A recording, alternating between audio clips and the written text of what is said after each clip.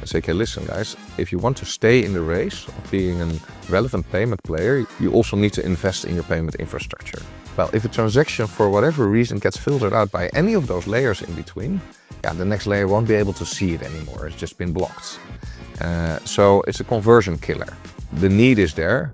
It's just that the banks quite often don't know the how. To a degree, from a merchant point of view, you're sending your transaction into a black box.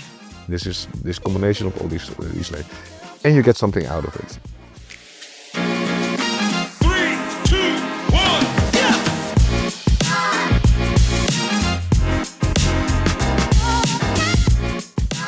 Welcome to Let's Talk Payments, the podcast where we interview experts from the online payment industry.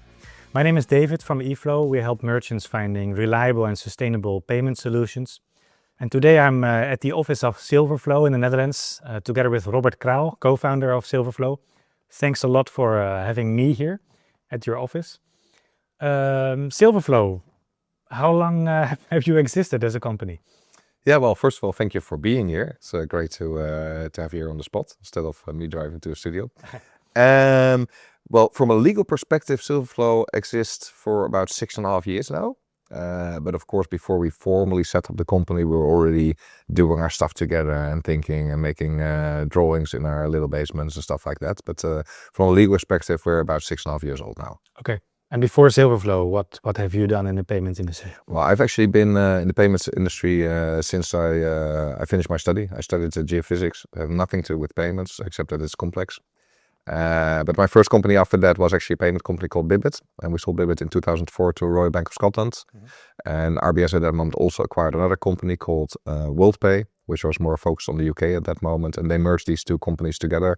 And WorldPay, although it's gone through a number of different iterations, is still one of the largest payment processors. I also spent some time in the board of directors of Google here in Amsterdam for the Benelux. My original role was also to launch their payment product back in the early 2000s. But that product was not really ready for the market at that moment. So in all fairness, I did a lot of things there, but not necessarily payments. Only the first few months I spent some time on payments. I was also the COO for DocData Payments, stock listed company, part of DocData. They've sold DocData Payments to CM.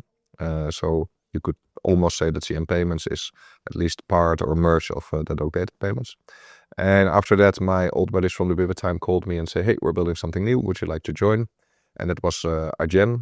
Not from day one. They already had a tech team, but they called me because they wanted to have all their operational processes set up. So they said, okay, listen, we're about to go live. Can you help us set up your risk, your compliance, your customer support? So I also joined Agile in a pretty early stage as a COO. Chief Operations Officer, and also responsible for the financial strategic partnerships. So we have partnerships with our acquirers where we would have PayFacs at that moment, or the banks where we would have our ideal contracts or alternative payment methods. But in that context of me being responsible for instance, regulations and compliance, Payment Service Directive kicked in those days, and I said, okay, listen, I think we can use the new regulation to become the first acquirer instead of working with under payment facilitator contracts. Why don't we work directly with the card networks, with Visa and MasterCard, and become an acquirer ourselves? So that initially became a little bit my pet project. But because nobody anticipated that we would actually get the license at that moment. But once we were sort of in the flow, we also thought of how shall we technically connect to the card networks. So you're talking about acquirer processing. And that is also what Silverflow does. That's why I'm telling this a little bit more elaborate. Sure. Then we scanned the market. Who are the actual processors, acquirer processors available in the market? And we said, okay, probably we should build it ourselves because we wanted that, and we liked that from that particular provider, but we didn't like that from that same provider. So we said, okay, let's build it ourselves. In my later years at GM, I'm mostly focused on building out that acquirer proposition. So getting up your regulatory license across the globe, your card scheme licenses, also domestic cards, making sure that from a compliance and regulation and contractual point of view, we've had those relations, making sure that from a technology point of view, it works, and also from an operational point of view. So think of processes, chargebacks or reconciliation, but purely focused on building out that card proposition. Well, after that, I spent 2 years in a completely different field, pharma technology. Also back to your university roots. No. This is actually pharma. So, okay. working with early stage development of new medical drugs. So completely out of the payment field. And then it was time to move back into payments because that is sort of your passion. And that is Silverflow. So what you did at Adyen in hindsight was one of the big factors to the success of Adyen, the direction of becoming an acquirer. Well, I think it was definitely a change at that moment in the market because before Payment Service Directive, being a card acquirer was sort of limited to the domain of the banks. Mm-hmm. And typically you would find that banks would get their licenses on the one side for issuing, the other side for acquiring. They would set all type of, quite often a JV or another slightly legal entity to do their acquiring. But typically it would be in the domain of banks. And the Payment Service Directive, I'm not even sure if it was intended that it would allow acquiring. Because initially we really had to make our case towards Visa, MasterCard, but also to the Dutch Central Bank and say, well, we think it falls under this new regulation. And not everybody was convinced from day one that it would fall under that. But I think that we were the first to actually go through that process of actually becoming an acquirer. And we were also, at that moment, definitely the only one who said, okay, we're going to build the technology in-house as well. Yeah. And that combination of owning both the front end, which Adyen, of course, already had, with many payment service providers had, in combination with having your own licenses and also the processing backend towards the card network, that made an enormous difference in the payment landscape because you could smoothen and a lot of different processors. And at Adyen, we also wanted to move across the globe. So I actually spent a lot of time on building that in many more markets. And then you thought at Silverflow, I learned building a processing stack, I'm going to do that again. Yeah, so the truth is also back in the days at Bibit/WorldPay, we were not building a processing platform, but the combination of RBS WorldPay, as it was called at that moment, so the merge between Bibit and WorldPay, was also a few other companies were involved, including processing. Mm-hmm. So we got a lot of first-hand experience of the processing platform that they were using at that moment, and that's also why we saw the opportunity at Adyen to build it ourselves. But of course, that combination was that when we started Silverflow, we anticipated that many payment service providers who were today under a PayFac contract, payment facilitator contract, I'm not sure if everybody knows what it is, we would expect that many of them would sooner or later choose to become an acquirer themselves, want to have their own relation with Visa and MasterCard. So essentially buying in your Visa and MasterCard transaction from the networks instead of buying them in from a bank. That is what we expected would happen. And we sort of figured out that all those companies will go through a similar phase of, okay, you have the licensing part, actually being allowed to do business with Visa and MasterCard. And I'm saying Visa and MasterCard, by the way, but we're also talking about American Express and JCB and UnionPay and Diners, Discover, etc. So there are many more cards, of course. But they would also have sort of the technical discussion. When we have the license, which technology shall we use to connect to the card networks? And essentially at that moment, there were sort of two options. There's the whole bucket of processes that was already there. And many of them, they were built or have their roots back in the 80s, sometimes even the 70s, sometimes a little bit later from the 90s. But many of the processors that are there today have their roots back into that time frame. So that's option one. I'm pretty sure we'll discuss what the benefits or the negative ones are of that word. Option two is to build it yourself, of course, which is exactly what Adyen did. And there have been a few ones who have done that, but it's not easy. It's no matter how you put it, it's not just put a few developers in the room and within half a year you have a working solution. Yes, if you have a group of developers, probably within 1.5 years, you can get your first authorization and maybe some other messaging. But that's not where it ends. You need to build, or you probably want to build, a lot of additional functionality on top of that. And you want to streamline processes as reconciliation and scheme fee, interchange, FX rates, multi-currency, etc.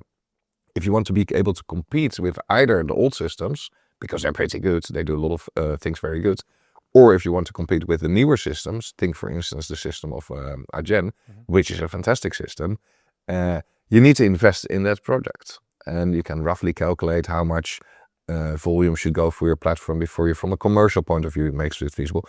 And you might ask your question, is this really that relevant for us? So the third option would be to have a much modern acquire a processor, which would be easier to use day to day, easier to integrate, that you don't spend too much time on starting it, would be independent, so not a competitor of you. And that was the idea of Silverflow, to particularly support that particular group who wanted to become an acquirer themselves and didn't want to use old systems or didn't want to build it themselves. What kind of functionality gaps did you identify, or did Silverflow identify, being the basis of Silverflow to develop this themselves? Well, we thought of essentially to drill down into 3 different items. So one thing is data. The systems that were built in the 70s, 80s were never designed with a data mindset, because that was not the whole topic at that moment. At that moment, everything was expensive, whether it was storage or RAM memory or CPU processing power, etc. Everything was expensive. So how did you design a system? Well, when it comes to data, you only keep data as short as you need it. You throw it away as soon as you don't need it anymore. And you could say the same for instance, keeping things in memory of your, you would have the amount of data in memory during a transaction as limited as possible, because memory was so expensive. So the core of most of those systems, dating back to, well, definitely the 70s, but also to the 80s and 90s, was how do I build an efficient system for the hardware that was available at that moment? And they've done a fantastic job in that. But of course, the world moved on. Today, storage, we're not talking 8K, Ultra HD, real-time streaming, so or videos that need to be downloaded, uploaded, stored, etc. We're talking about payment methods, so it's a relatively small amount of it. And then data essentially is not a cost factor at all. We can just go to our cloud provider and say, okay, we want to have more data, and we're not talking about these enormous chunks. Back in the days, they would be enormous chunks. And the same for your CPU or your memory. The technology changed, so we can build different systems that make use of the technology. So one of the elements that we said, okay, yes, we're going to build a payment system, but it should also be at the same time a data system. But we'll address that a little bit later in the podcast, I think. The second one that we spotted is that the systems that are there today were designed, according to 70, 80, 90 style. They were designed particularly to communicate with banks. So they were also designed to be extremely rigid in the terms of certification. You really want to have a very rigid process. And they were not necessarily designed for failovers, so error management. And if you code systems today, a lot of emphasis is spent, of course, on error message and fallback and resilience and stuff. So it was not easy to start working with any of those older providers. These were Simplified it was less user-friendly. It was less user-friendly in 2 ways. One way, if you are a new customer and you want to work with them, typically these projects could take 1.5 to 2 years or so. And that would be sort of standard, accepted. Of course, there's a cost on both sides, people, project cost, etc. But also once you are live. So one thing is to go live, the implementation process, but the other one is, I'm doing real transactions. So you have other processes, your day-to-day operational processing, setting up a new merchant, doing a financial reconciliation, looking at the cost, working with chargebacks or disputes or encryption or tokenization, stuff like that. And we said, okay, the first one is going to be around data. The second one is going to be about simplicity. How can we make it easy for our customers to work with it? And it applies both to starting to work with us as well in day-to-day operational life.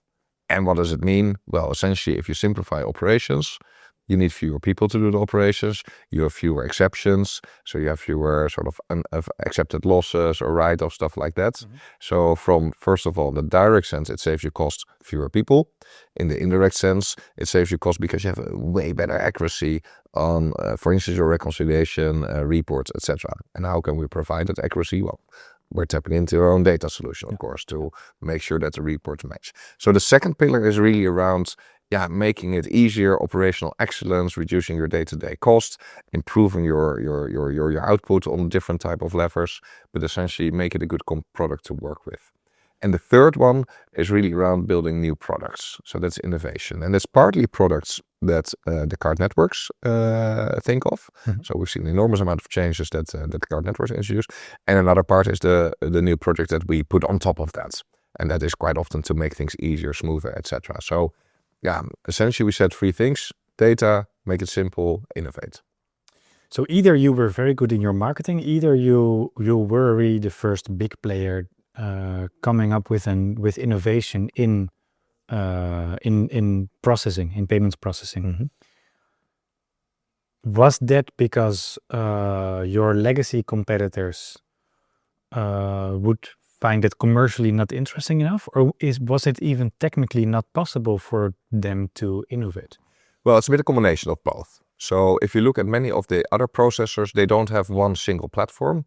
quite often they acquired a number of different platforms during the last decades. So in many cases there is one single front end, which makes it easier for the customers to connect to. But behind that, there is an enormous amount of different platforms who've been accumulated during the years. And if you want to keep that, even if you want to keep that compliant, because that's of course another thing, you need to do the minimal stuff that you need to do, whether it's regulation or whether Visa and MasterCard mandate you to do minimal stuff, or whether there are other internal security elements that say, okay, listen, this is the base and you need to invest. But if you have multiple platforms underneath, that already alone costs quite a lot of money.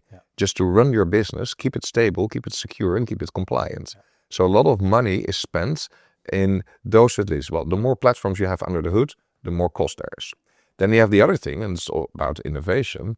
Well, if you have more platforms underneath, you probably have to select which of those platforms you need to upgrade. And in some cases, you need to make that upgrade in multiple platforms because they connect to each other, they communicate to each other. And that makes any innovation not only complex because you're working with multiple platforms, but also expensive because you have different teams working on the same innovation. And also risky because what happens if things go wrong? You need to test that and to verify that. And essentially the whole setup for many of those other processors is because they have such complex platforms that innovation is complex, keeping it stable is complex, but anyhow it's expensive and takes a lot of time. Well, of course we've designed our system, we don't have that at all. So if you design a system now, you start off very agile and you say, okay, listen, let that not happen to us. I was about to ask about that because I guess a few decades ago these companies were not considered complex at all. What they built was kind of standard back then, but because of all changes and developments during a couple of decades, right now these have become giants. Yeah. How do you avoid that you will become a very complex giant in 2050? Yeah. Well, I think back then also the world wasn't changing as rapid. Yeah. So back then these systems were not designed to be innovative. These systems were designed to be very stable, secure, because there was not too much innovation expected. And that's a different way how you design your things. So they were very stable, and they're still very stable. So most of them anyhow. But yeah, we've designed our system in a completely different way. And we know that change is a constant thing. So every process, whether you talk about our product team, our engineering team, how many release cycles we have, we do continuous deployment, for instance, the way how you deploy it, that is completely different than how most of those systems have been set up. And of course, you cannot guarantee that in 30 years' time, we are still the most innovative. But that's, in all fairness, that is not why I worry about the most at this moment. We are at this moment the most flexible, agile payment processor across the globe. Yeah. What do you worry most about? What is threatening your current position? Well, I think we're the only ones across the globe, so that gives us a very safe spot. What I see is that, particularly for the banks, that quite often they run on these older systems today. And they run, but banks are typically not seen as very innovative, and that is hurting them to a degree. And what we're trying to do, we're trying to convince those banks and say, okay, listen guys, if you want to stay in the race of being a relevant payment player, you also need to invest in your payment infrastructure.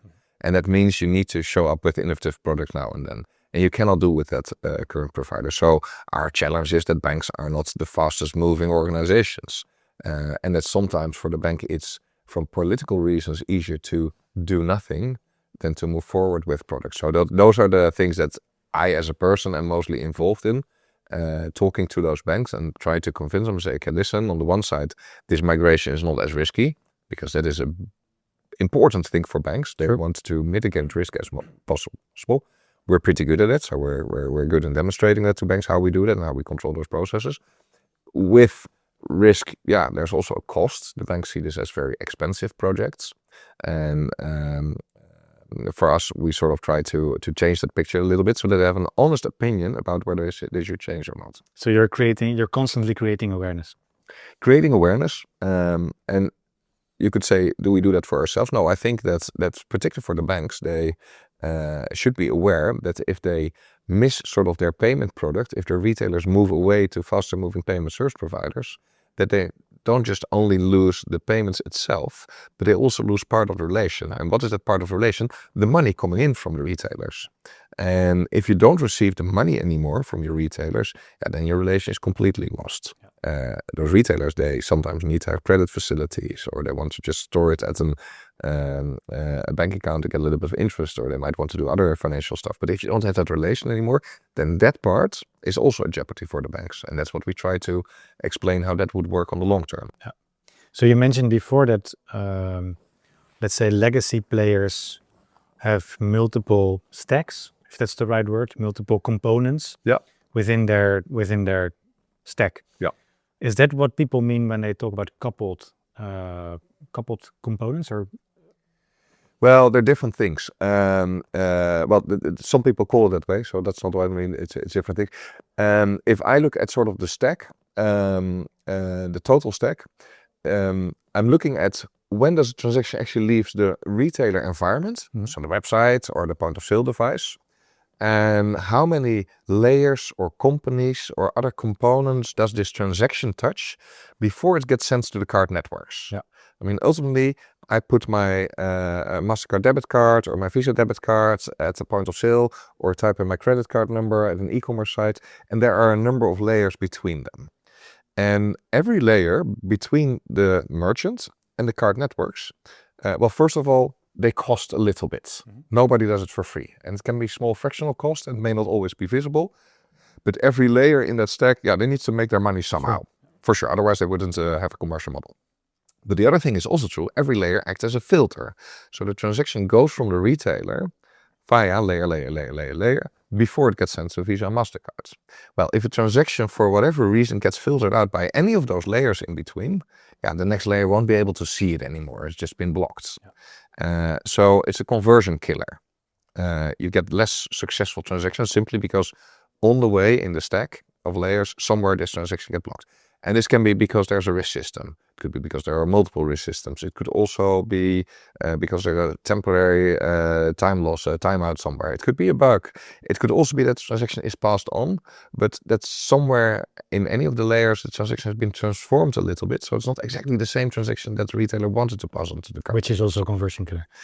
Could be a conversion killer, or it could increase the pricing if you do incorrect flagging, so as we call it. So all those layers, typically they don't add anything except that they add noise, put it that way, and they're conversion killer. And then on the way back, the transaction has to move to all those layers again. And every layer picks up the data that you get, does something with it, and decides which data to pass on to the next layer, and to the next layer, and to the next layer. So the data that you get as a retailer is not the data that Visa MasterCard gave you. It's the data that Visa MasterCard gave you, which has been transformed by all the layers in between. And it's still data, but is it reliable data? Is it the full data, first of all? And is it exactly how it was presented in the original case? And I think that everybody does their best, but I don't know for an average retailer which tags are in between and how good they are and when they were designed and what was the philosophy to design and did they simplify certain things. So these coupled systems, I would tend to say, what do they really improve for anybody? So with Silverflow, it would be like there is a card terminal that's sent to the acquirer front end. That is sent to the Silverflow front end and back end. And then it's sent to schemes. That's one solution. So for card present transactions, there are lots of different solutions. In theory, it could be host-to-host connection that the terminal directly talks to us. And we pass it on directly to the card networks, and we give full transparency to the actual acquirer who's managing that in terms of the data. So the acquirer would purely play a financial role and not a technical role? Could be. Onboarding, etc. Legal and risk. For the transaction message. That could be. But of course, in reality, we have to plug in our solution into existing environments. So you're looking at what terminals are there, which protocols are they talking, do you have some sort of terminal management layer in between? So then again, when we're working with those companies, we try to plot out the landscape with all the layers that are currently involved. And in many cases, there are quite a number of layers involved. And then there are two components. One is that we can bluntly go in and say replace everything. But that is usually either very complex because of interdependency. So we typically try to to figure out where can we save the most efficiency, create the most efficiency for our customer. But the first question is, we have full host to host, so in essence, it's not needed. We can just deploy terminals, have them using the acquirer that wants to run that, and there are pretty much no other systems involved. Yeah.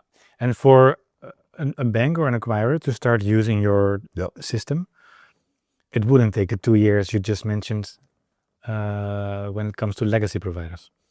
So how much efforts and time would it take? Well, our quickest one, which was not a bank, by the way, which was a payment service provider, took 5 weeks. And it was 5 weeks after we picked up the phone and they say, we're in an emergency, we need to go live quick. Wow. We said, okay, you can go live quick. Of course, the contractual part is, if you talk about 5 weeks, can be that's probably the most challenging. The most challenging part. So we said, okay, listen, we can do it, but be aware, there's a contract involved. You cannot negotiate for 3 months on the contract. So you have to be quick as well. And that took 5 weeks. Well, this is not on average, I must say. I have another example from a company from Southeast Asia. They called me and they said, okay, listen, we heard about this for a customer that you can be very quick. We originally planned to work with another provider. They told us they could do it in 6 months. We're now 1 year down the line. Yeah. And we think it still takes another year. Wow. And it was, now in Asia, timelines can be very strict. It can be very pressing and people get fired if they don't meet the timelines. So it was just, we still have 3 months left because it has to be live by the end of it. Can you help us? So it was still told us the same story and said, well, our quickest one go live in 5 weeks. So if you don't do too complex on the contract, which sometimes can be an issue with these processing, from a technical point of view, we can make it work. But if you want to have 3 months, I want to have the mandate that I can push you a little bit as well. And eventually it didn't take them 3 months, I must be honest here, but it's a big company. It took them about 3.5, 4 months before they went live. So that is what is more realistic, around 3.5, 4 months. If you're talking about banks in particular, banks quite often have very complex setups and they have different ways how to manage risk. So banks in general prefer a slightly different approach, which is more a modular approach. So they phase out one particular model, make sure that can be tested very well, and then they move on to the next model. So you have a bit longer project, but it would be module by module by module by module. That is not because we want that. We do support that to the full, because we know that is how banks typically mitigate their risk. So for banks, typically it still takes a little bit longer. Yeah. And you mentioned before that with these coupled systems, there might be wrong flagging, there might be a conversion killer, like you mentioned. Do you have examples of acquirers or banks with improved performance after starting to make use of Silverflow? All of them. Yeah, really. So you're able to measure that and to compare absolutely. it. Yeah. And our banks do that themselves as well. Huh? So our customers quite often, when they come to us, if it would be, for instance, a payback, then quite often they still have their old payback next to our solution. And initially, when we are in the migration process, nobody does a big bang. Nobody does say, okay, untested, we're just going to move the transactions to another provider. So typically there's a little while where this payment service provider has still their old payback or payfacs, if they have a number of those relations, next to their own acquiring via us. And they do benchmark, and they will be very critical if we're just missing half a base point in conversion. They really want to understand it. So because we have quite critical customers, which is good, which I like, customers that push us to the limits, we have to really understand why we see different type of conversion compared to the other ones.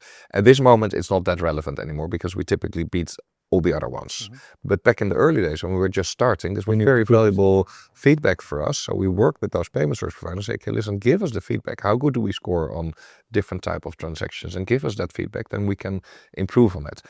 We still do that, but you can imagine in the first year or so, 1.5 years, that was much more needed because we just launched our product, so you didn't do all the tuning and the tweaks. But today, I'm very comfortable saying that we're better. Maybe if we set up in a new country where we have not set it up and it's a little bit less standard country, I would say, then it might be that we would have to go through the same process of optimizing, particular for that domestic country. But most of the countries where we're active, and that is not an issue anymore. No.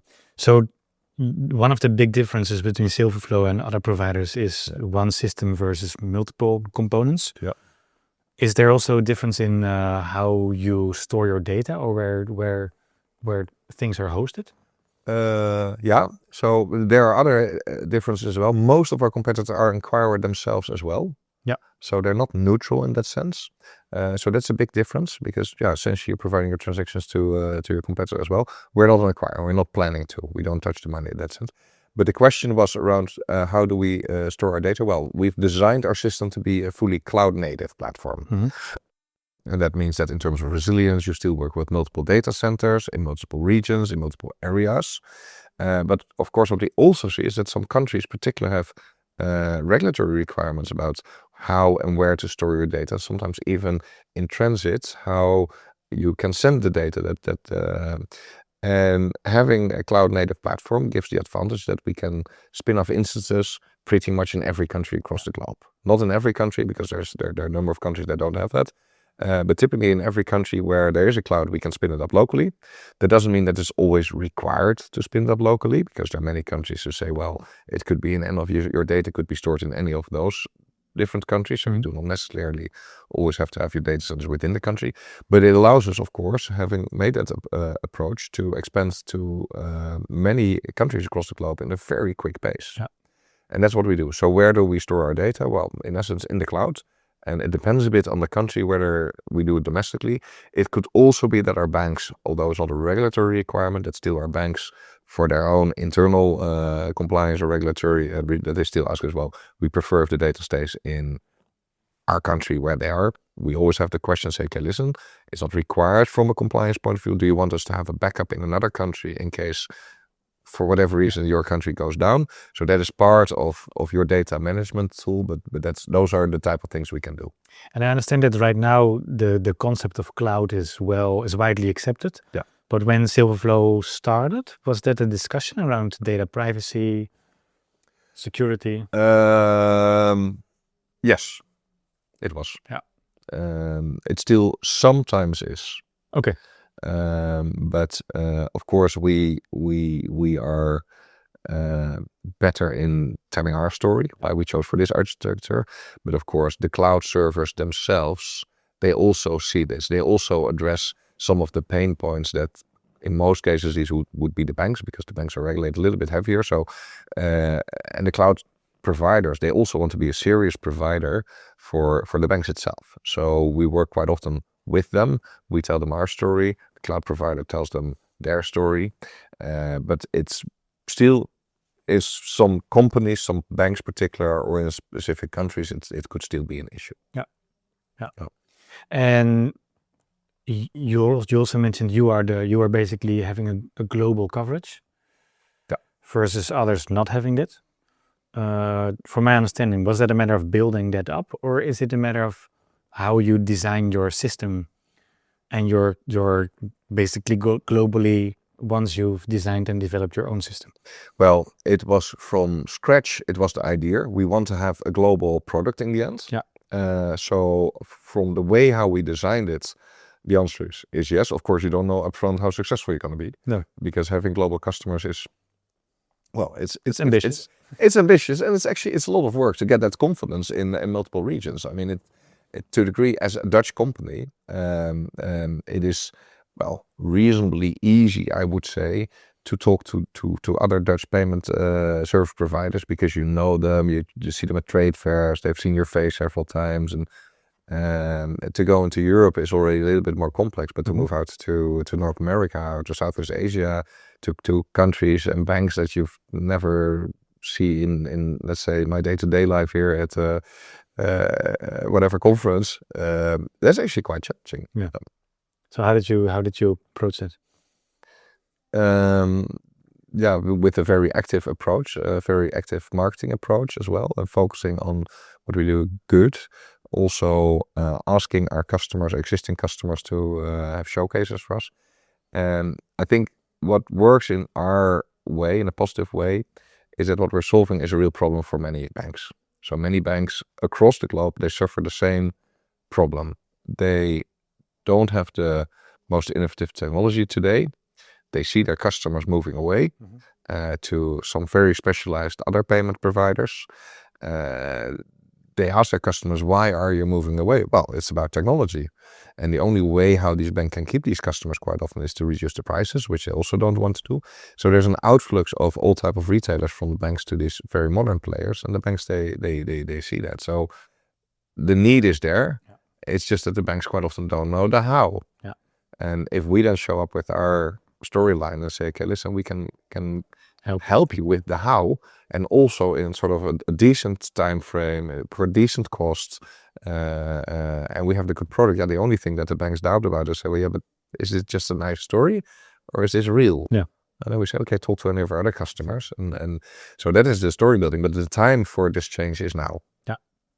In terms of globalization, or in terms of banks, in terms of banks needing to pick up their gears and do what they're good at, and also realize that technology and innovation is, in many cases, not their forte. Does it also mean that the time is now for Silverflow to expand as an organization? Yeah, but we're expanding now. But we already have offices in New York and Singapore and London, Amsterdam. So we're already pretty global, but we're continuing to invest in those markets and maybe new markets as well. Understood. We're working on our first customer in India now. So that's also always seen as a complex market. Yeah. And it's complex because on the one side, they have very strict requirements around data residency. So it needs to be stored locally, but also about data transport. And we know from other providers that moved into India, they either had to buy a local player, which may not be ideal, but then in one go you have one, or other players who build it themselves, and it took them like 3.5 years to before they could do their first live transaction. In our case, and this purely has to do with how we designed the platform, being cloud native, and it takes around 3.5 months for us to go live in such a complex market as India. Yeah. You mentioned the importance of data before, which is obviously very important for banks, but also for merchants. Why is it always so difficult for merchants to obtain reliable and accurate data? That's simply because the systems have not been designed to be data systems. So typically what you see is that the merchant, what I explained earlier as well, they have a stack of layers between themselves and the card networks. The merchants, they don't know that. They talk to the front end, and the front end says, well, we have the best things.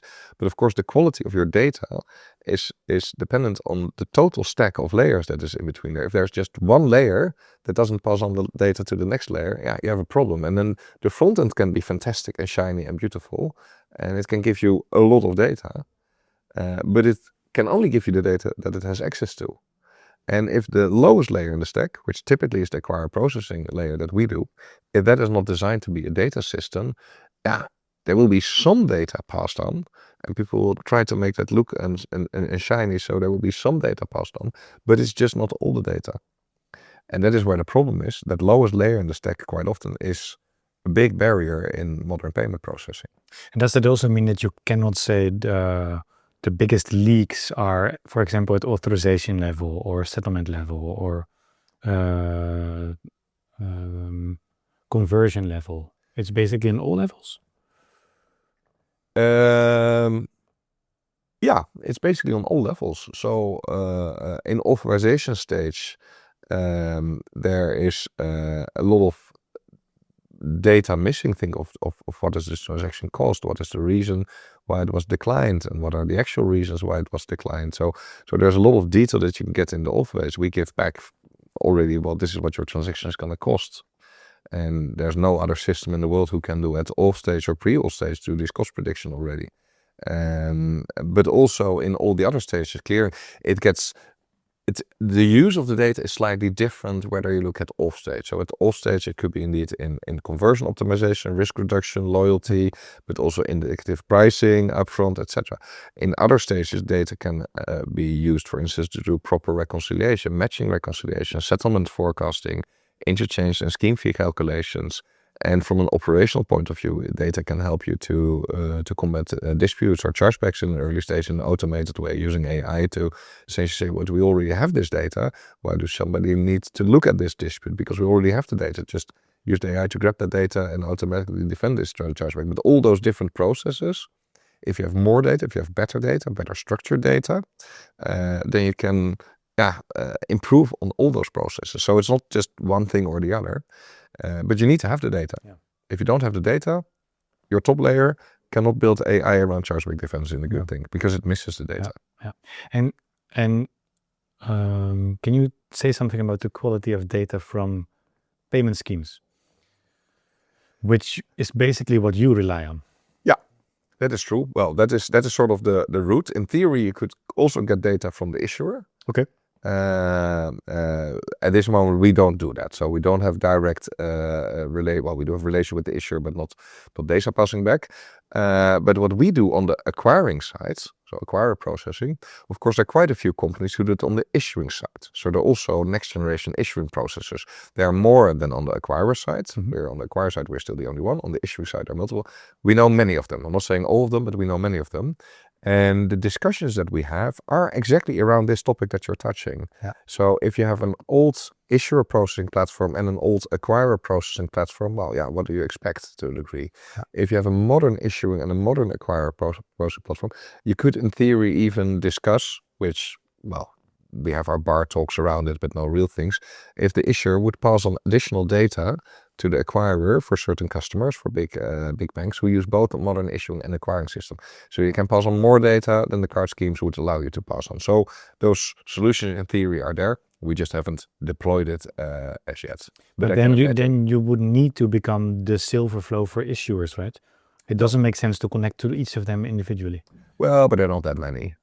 If you work with one modern issuer processor and that you say, okay, listen, we've got this big bank who both does issuing and acquiring.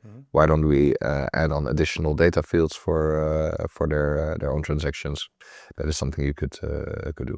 And would card schemes allow it, or would they consider it as competition? No. It's just additional. You still use the authorization, the schemes.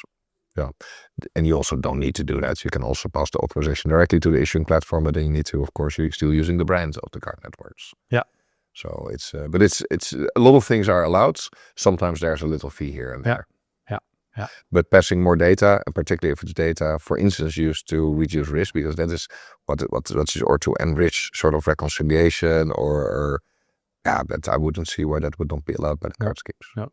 Do you think that hiding data or not facilitating reliable data can also be a deliberate strategy of companies? It could be, but I think that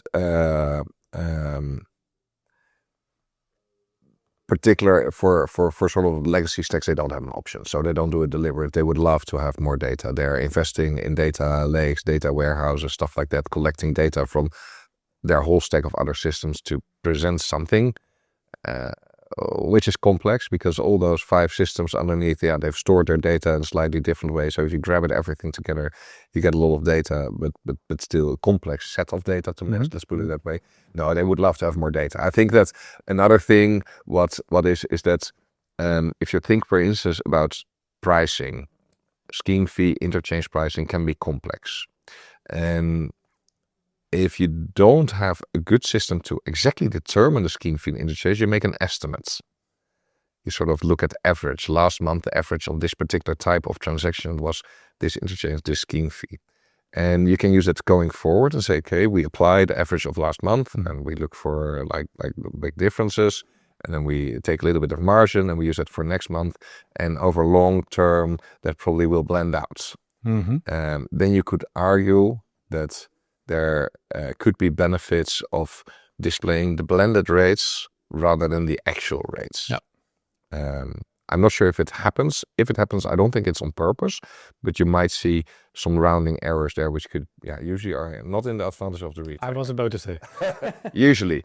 So to avoid that, essentially you have to look at the actual money that the card networks pay to the acquirer and say, okay, listen, this is the base amount. So whatever charges, interchange scheme fees, FX fees, the schemes charged, they're in this money.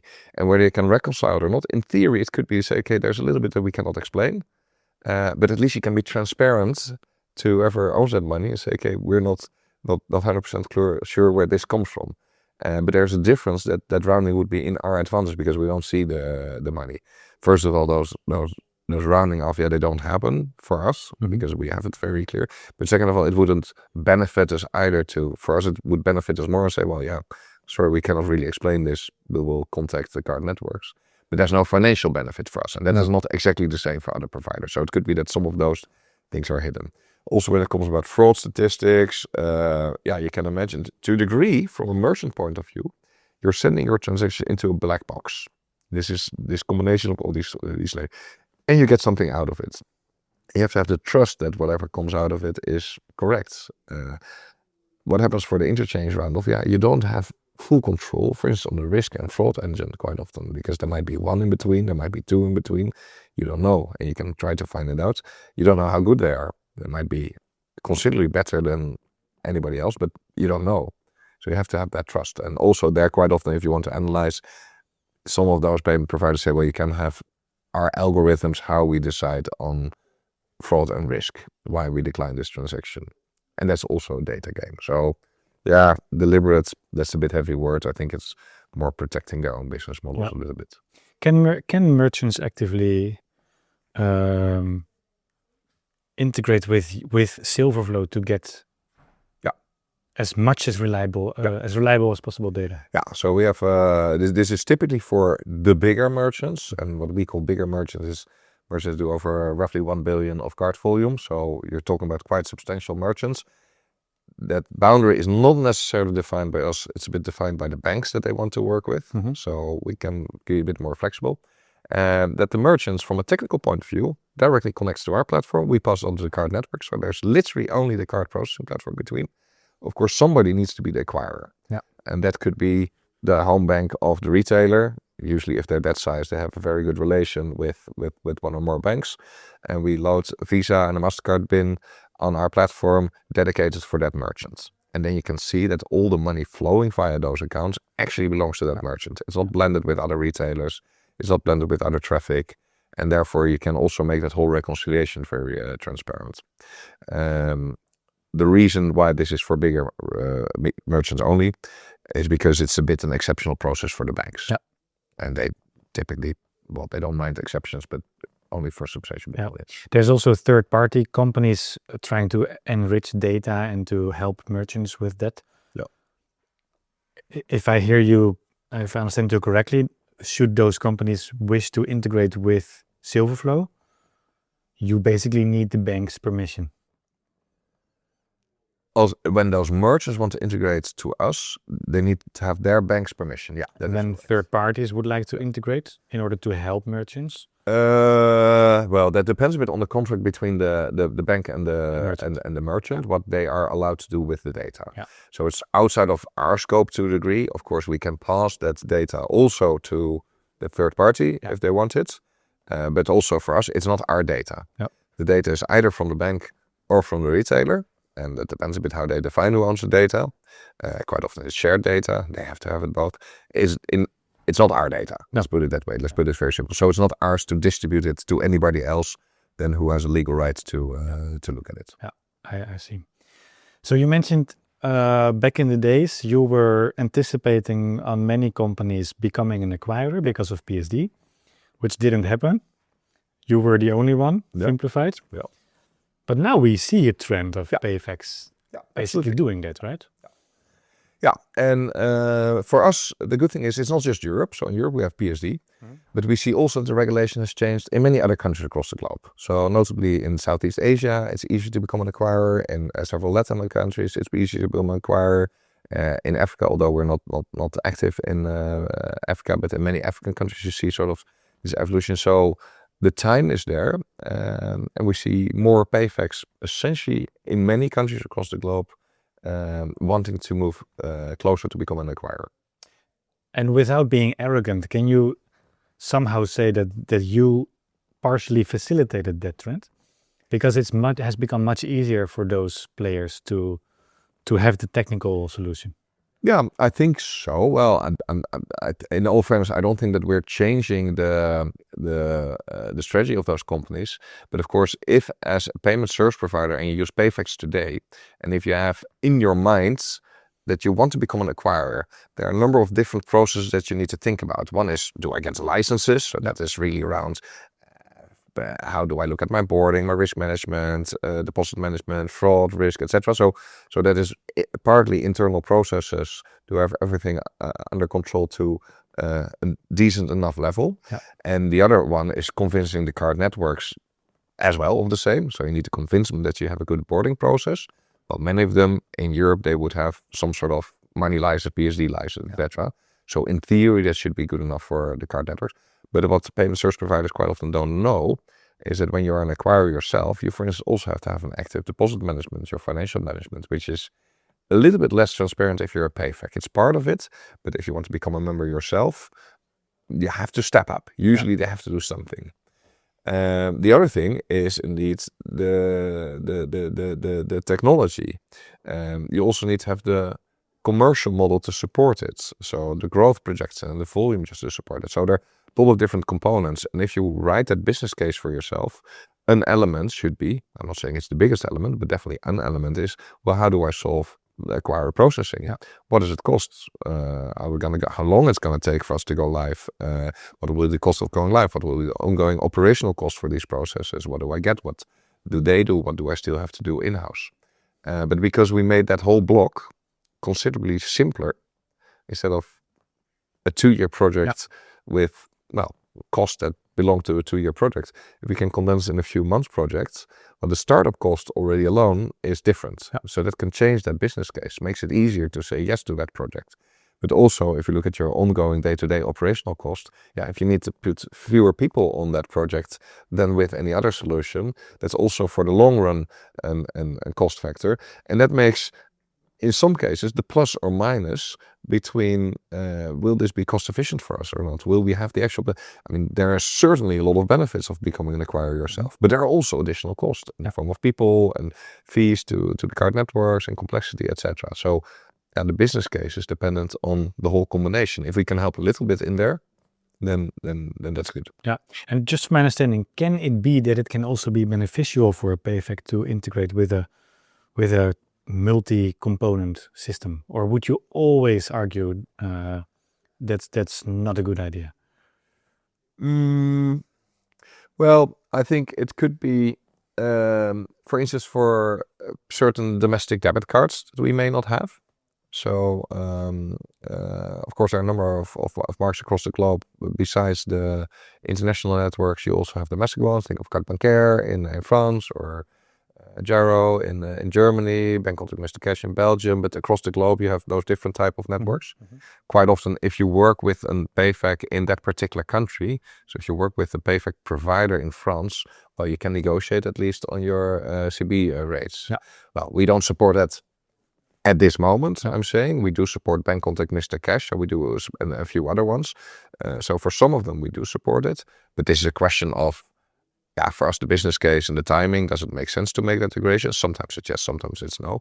But that could be benefits of working for your French traffic with a French acquirer, because you get benefits on your domestic CB traffic, where for the rest of Europe, you use your own acquirer license. So I can imagine of those type of advantages. And so you mentioned Silverflow supporting or not supporting specific domestic solutions. Not yet. Have you, so since the start of Silverflow until now, I guess we've also seen a shift in economy in countries coming up. I'm just curious, have you seen that shift also within your focus at Silverflow? Focus on different countries, which you might not have anticipated on 5 to 6 years ago? Well, I think in all fairness, we are way ahead with our globalization than what we expected.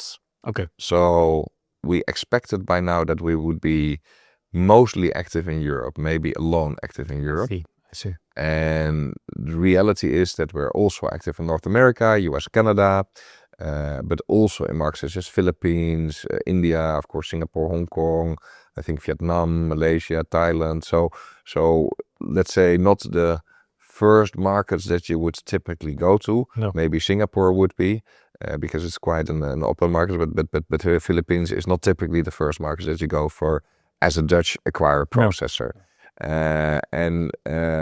This is partly opportunistic, I should say. If those companies come to you and want to use your technology, You're ready. you're ready. Yeah.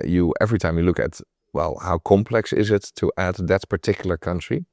But we've designed it in theory in such a way that adding a new country should be very easy for us. Yeah, then we make a judgment and say, okay, is it really that easy, or is there something specific about this country that makes it more complex? So yeah, from our perspective, we look at any market. We see that some countries, particular in Southeast Asia, for instance, that they're taking a jump forward, although we have many domestic alternatives there, but that also the cards are taking a jump forward. We think that in the US, the problem even is worse than in Europe, I would almost say, because most of the US payment processors, well, I would almost say they date back to the 70s more than to the 80s. So they have their own thing. So yeah, for us, it's a very interesting market to look at in the different regions. Yeah. And is it difficult for each of those markets to anticipate on regulatory changes? Well, the funny thing is that we ourselves are not too heavyweight on the regulations for ourselves. So the regulators don't push a lot of pressure on our regulation. They do to our customers. Yeah. So our customers, by definition, are regulated by the central bank. Otherwise, they would not be allowed to be in financial services in the first place. Yeah. And they are a member of Visa and MasterCard and maybe other cards who also have their own regulation. So we ourselves, we don't board merchants. No. From a legal compliance point of view, our customers board merchants. Even if the merchant has a direct technical connection to us, it would still be their acquirer behind who would actually do the onboarding. But you do handle a lot of data from these. We do handle the data. We don't handle the money. So from a financial point of view, yeah, all your anti-money laundering stuff, the KYC, we know a lot about it. We help our customers with it, but they are, first of all, the regulated entity in the country, the bank. They are also the member of Visa MasterCard and have to be compliant with all the Visa MasterCard rules. But we are not. And that means that for, let's say, most of the complex regulatory stuff, that we're going to say, sorry, guys, this is really your task. We can help them with giving the right data and giving the right tools, etc. We know a lot about it. So we can make their lives easier just by for instance, doing their reporting to Visa MasterCard or etc. But we're not ourselves under this regulation. Yeah. There are a few other things where, of course, we need to be PCI compliant for keeping our card data secure. We need to be DORA compliant in Europe for what do we do with the data and how we handle that. In the Netherlands, we have a bit an exceptional rule compared to many other countries across the globe. We actually are under regulation by the Dutch Central Bank. We are an afwikkelonderneming. I'm not sure how to translate that. Sorry for the English listeners. But it's not a financial regulation mostly. It mostly has to do with security and stability and resilience of our platform. So by itself, we want to be that stable, resilient and secure platform.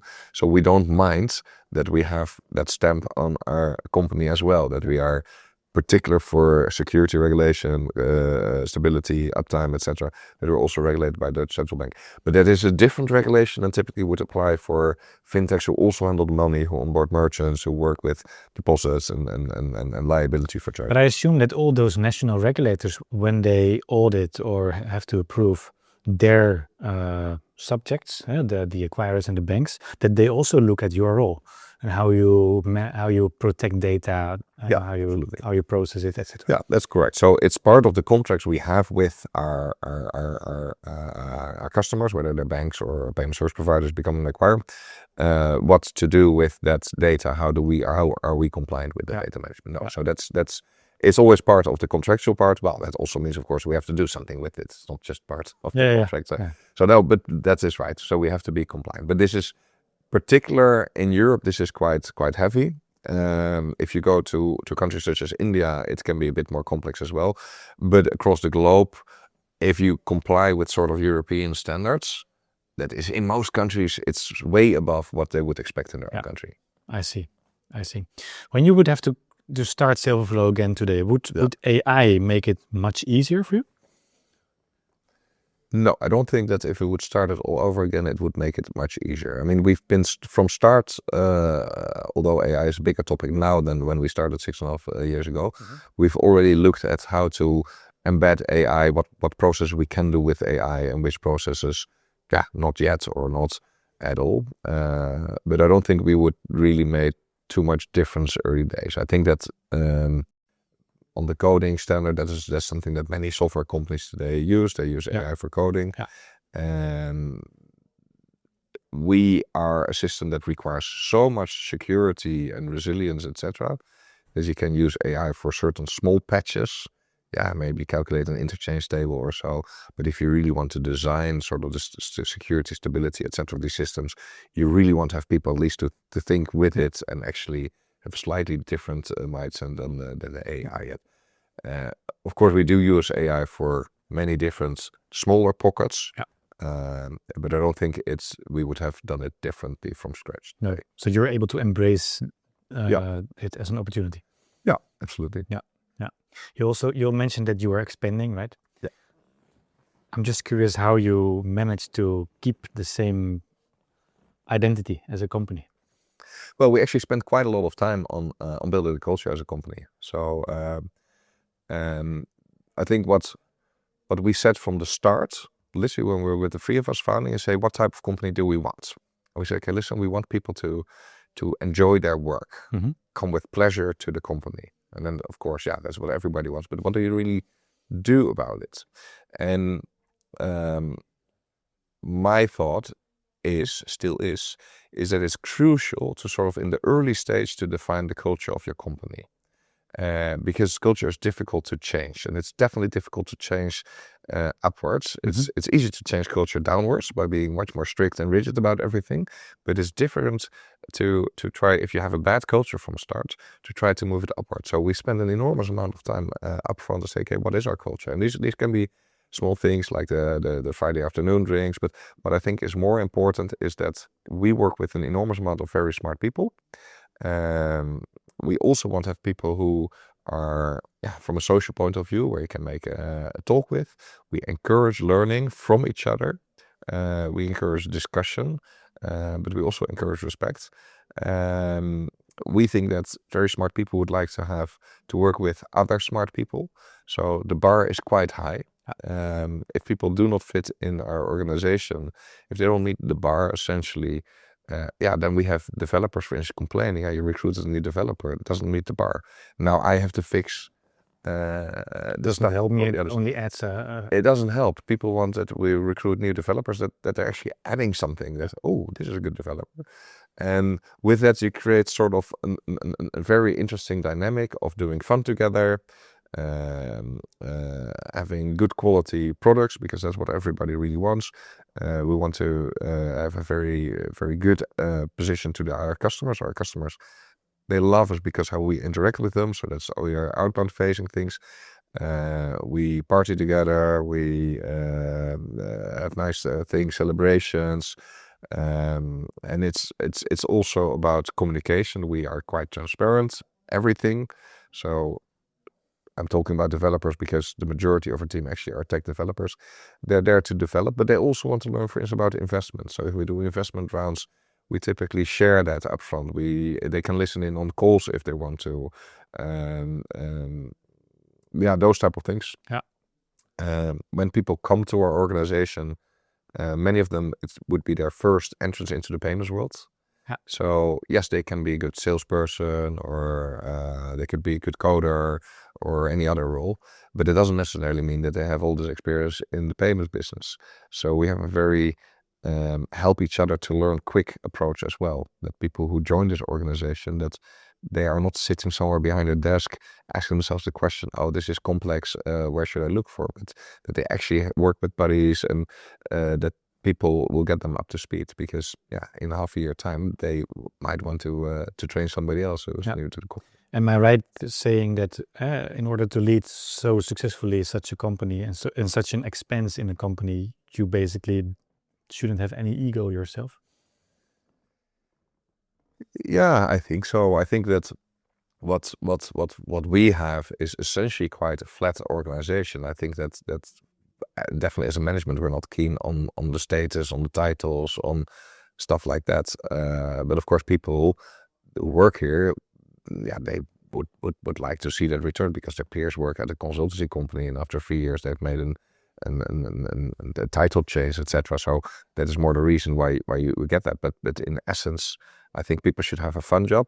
People should have a job where they learn.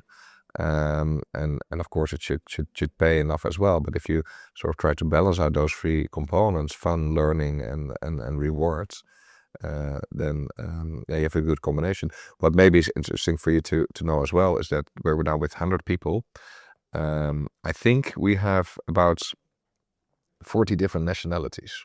40. 40. Wow. And literally across the globe from an enormous amount of countries. And we do that on purpose. So first of all, it creates a very international atmosphere, which is good because we want to be an international global company. It helps with our customers. Yeah. Even if we talk to a Philippine bank, it would really help if we have a Philippine person here.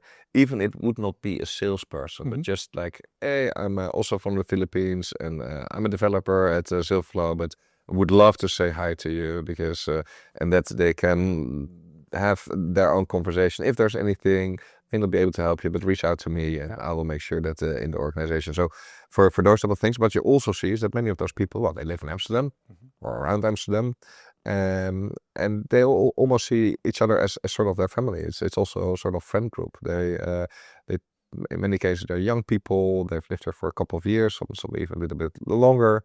But they also, it's part of their social life as well. They go out together, they plan holidays together. Very smart way. And that's exactly what we want, of course. Exactly. Yeah. Is it me, or have you become much more known since the last 1.5 to 2 years? No, I think that is correct to say. We exist, what I mentioned, for about 6.5 years. The first roughly 3.5 years for us was just coding. Yeah. Because our system, before anyone even is allowed to use it, it needs to be certified for this, for that. You need to have a minimal viable product when it comes to the card networks. Of course, you need to have Visa and MasterCard and American Express. Otherwise, nobody is really going to use it. They all have their own certification. So the first couple of years we spent just, essentially in our offices coding without any public knowledge, except a few of our customers that we were in touch with. Well, they could be our first customers. Then about maybe just over 3 years ago, we had our first live transaction, real customer signed. Fantastic. That's great news. They say, okay, there's really something, our vision is true. We can get this up and running. We have customers who want this. And the last it's just over 3, so sort of 3.5 years. And we've been growing from that first transaction to, at this moment, we do over 1 billion transactions on an annual base. And we still grow 20-25% month on month. So you can imagine how rapidly that moves off. But with that comes also that you get more known in the market itself. Yeah. So payment companies, they know each other, they meet each other at all these type of conferences. Quite often people move from one payment company to the other. So these experiences are exchanged for sure. What is also true is that we spent way much more effort the last 1.5, 2 years on marketing and branding. Because we were convinced roughly 1.5, 2 years ago, so the product is really working. Yeah. You don't do that on day one. No. You want to make sure that the product is really working, that you have testimonials of customers. So for about 1.5, 2 years, we've spent way much more effort and time on our branding across the globe. Yeah. So how will Silverflow look like in 3 years? I think that from a people perspective, we still show moderate growth. So yes, we're growing, but I don't expect that we'll go to the 400 or 500 people or so. That's not the plan anyhow. No. We will have more people also across the globe. So I do expect that we'll have people in Latin at that moment, maybe. Normally I would say Middle East, but I don't know what's going to happen there. But that is definitely an area which is very interesting for us as well, if things are a bit calmer there. Way more transactions, really way more transactions. I think that also the shift If you look at our customer proposition, we have sort of a blend between payment service providers, big retailers, and banks. I think that the banks will slowly get a bigger position in the portfolio. Yeah, because it's finally you finally become successful in making them aware and making them move to that change. Yeah, I think that banks in general are a bit conservative, so they make their decisions if they've seen that it really works. Yeah. And of course, many of them they look how it works with all those payment service providers, Yeah. and they see that these payment service providers are very happy. So that's when the first bank makes their moves. But we know that it's a problem for many banks across the globe. We just know that. But many banks are sort of waiting. Yeah, but I'm a bank in the US. I'm a big bank in the US. Let's first wait if they can work with this smaller bank in the US. And I'm a big bank in Brazil, but they don't do anything yet in Brazil. So let's first wait until there's a smaller. So these, particularly the bigger banks, they need to have these showcases that it actually works in their market. Quite often, they're very rarely the first movers. But over the course of the next couple of years, I do expect that since we're demonstrating it, and we have already quite a number of banks, that they will be knocking on doors more. Yeah, it's a bright future you're looking into. I think so. Yeah. Well, many thanks, Robert, for sharing all your insights and knowledge. So, people can find you at silverflow.com. Yeah, silverflow.com. Yeah, or on LinkedIn. LinkedIn or whatever. Yeah, yeah. So feel free to also check eflow.com or look us up at LinkedIn. Thanks for watching and listening, and until next time.